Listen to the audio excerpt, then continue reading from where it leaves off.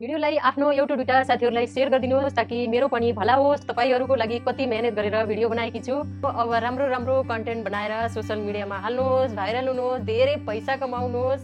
प्रकृतिले आफ्ना सबैभन्दा सुन्दर रङहरू पोखेको भूमि हो नेपाल। हरियालीले मुस्कुराएका पहाड, कलकल बग्ने नदीहरू, विश्वकै अग्ला हिमाल, शीतल हावा र निर्मल पानीले सजिएको हाम्रो देश कुनै स्विजरल्यान्ड वा सिङ्गापुर भन्दा कम छैन। पर्यटनको दृष्टिले हेर्ने हो भने नेपाल एक जीवित स्वर्ग हो जहाँ प्रकृति आफैले आफ्नो कलाको प्रदर्शन गरेको छ।